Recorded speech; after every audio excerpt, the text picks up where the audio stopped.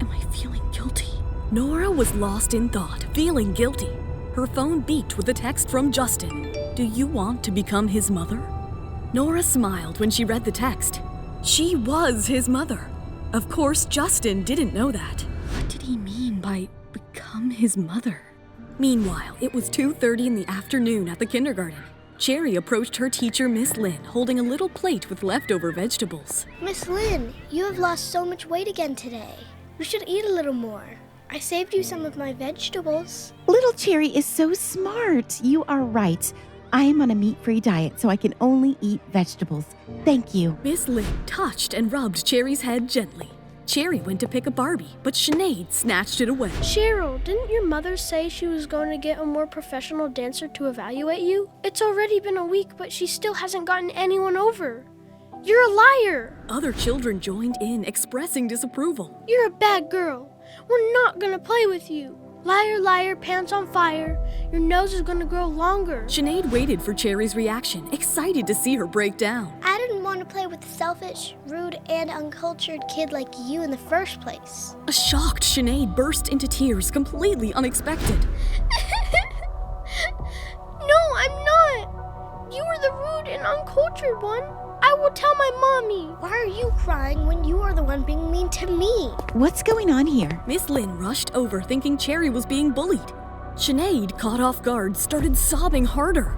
You were a liar, and so is your mom. My mom said if your mom still can't get anyone by tomorrow, you can forget about joining the dance performance. Sinead ran out, leaving Miss Lynn puzzled. Will your mommy be able to find you a dance teacher? Cherry nodded confidently. Miss Lynn, when Mommy's looking for someone, she will keep sending them private messages on Facebook. She says she will never stop until they reply. So Mommy will definitely be able to find someone for me. Miss Lynn imagined Cherry's determined single mother, moved by her dedication. Your mom is so amazing. When the school ended, parents started picking up their children. Miss Lynn sent Cherry out. Melissa arrived to pick her up. Cherry and I have been talking. Her mom has had a tough time. True. It really isn't easy to raise a child all alone.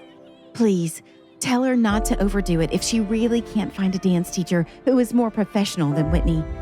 I will think of something. Did something happen? Melissa was taken aback and surprised by the revelation. Miss Lynn briefed her on the events surrounding Cherry's dancing.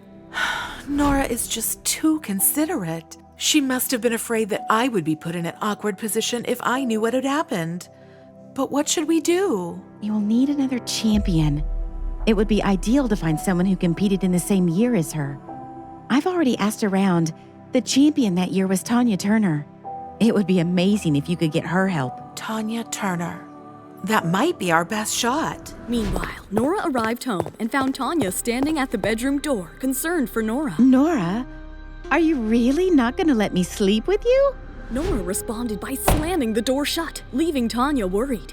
Cherry returned home, excited to see Tanya, and raced towards her. Cherry! Aunt Tanya, you're here. Who is Aunt Tanya? Call me Godmom. Melissa entered, dialing her brother Farrell for assistance. Farrell, can you contact Ms. Tanya Turner for me? I am Tanya Turner. Melissa, stunned, realized Tanya was right in front of her. Suddenly, Miranda, Melissa's sister-in-law, called her and furiously scolded her over the phone. What's going on in your family? Rachel has told me everything that happened at the dance party. Why is Cheryl always fighting with my daughter? What's the matter, Miranda? I was just calling about Tanya's contract, her contact information. As if you need it. She's already at your house. You're doing this on purpose, aren't you? Did you not know she was there? You're mistaken. I didn't know she was here, and I had no idea what happened last night at the party. Know your place, Melissa. You are not part of the Wood family anymore. You are an Anderson. Scoring points with Tanya Turner doesn't change that. We still outrank you. Tell Cheryl to stop fighting with Rachel and to know her place. Miranda abruptly hung up, leaving Melissa in shock.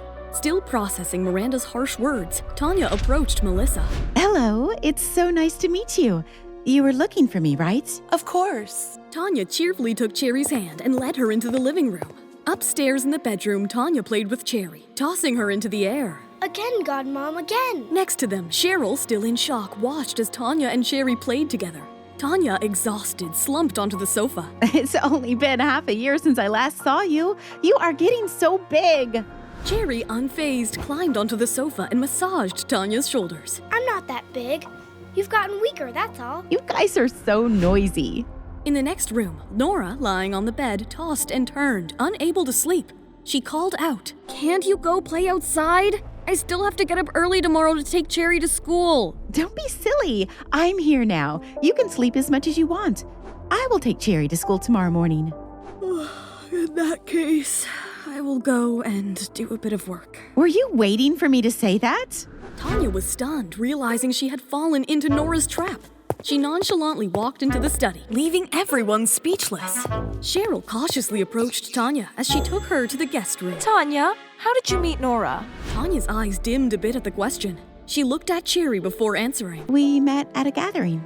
Cheryl, sensing Tanya's discomfort, decided not to press further. Cheryl, are you worried that Nora is cold to me? That I will be mad? Cheryl, feeling embarrassed, nodded. Tanya burst into laughter, picking up Cherry. Don't worry. She is really nice to me. Look, she even gave me a little cherry. She and I are so close that we can pretty much read each other's minds. She is luckier than me, though. Cherry kissed Tanya on the cheek. Don't be sad, Mom. Tanya froze, her eyes reddening, hugging Cherry tightly. She carried Cherry into the guest room where they continued to play. The next morning, Tanya decided to take Cherry to school in style, breaking Nora's usual routine. Whitney and Sinead confronted Cherry as she arrived at school with Tanya. Liars aren't allowed to go to school. Whitney gave Cherry a stern punishment. Cherry Smith, it's not good to lie. As punishment, you will stand at the school gates and shout 100 times, "I was wrong. I won't ever lie again." You can only enter after you have reflected upon your actions. As the dance teacher of the school, Whitney was authorized to discipline students. However, her humiliating approach was not appropriate. Mrs. Lowe, let's not do that. Other parents might get the wrong idea. Why would they be unhappy? We need to maintain excellence. These children are spoiled, and that's why they develop bad habits. Her words made Miss Lynn uncomfortable. She tried to reason with Whitney. Whitney, corporal punishment is against the law. Feel free to call the police and have them arrest me then. Miss Lynn was frustrated, bringing up the incident with Cherry. This needs to stop. Cherry's mother only sought a more professional teacher because she was worried about your treatment affecting the child. One mustn't make excuses when they make mistakes. The children must do what they say they are going to do. Cheryl Smith, go and stand at the gates. Whitney, is this your new hobby, to bully kids? I thought you would find something better to do while I was away. Tanya, wearing sunglasses, stepped forward, unveiling herself from the shadows. She had observed the situation, ready to intervene. You were a poor dancer a few years ago, and now it seems you have poor eyesight to match. She gave Cherry a playful look as the little girl stuck out her tongue. Not only is Cherry's physique near perfection, but her limbs are also long and slender. She clearly has great potential to be a dancer. I would have taken Cherry as my student a long time ago. She challenged Whitney's judgment. Who do you think you are? How dare you say that she doesn't have any potential for dancing? If she doesn't have any potential for dancing, then who does? What a joke. Whitney, speechless, feels the weight of Tanya's words and the echoes of their past rivalry. Will she give her a reply? How will Nora react to Tanya's involvement in her daughter's matter? To find out what happens next, don't let your excitement die! The full audio series is on the Pocket FM app. Tap the link in the description to install now.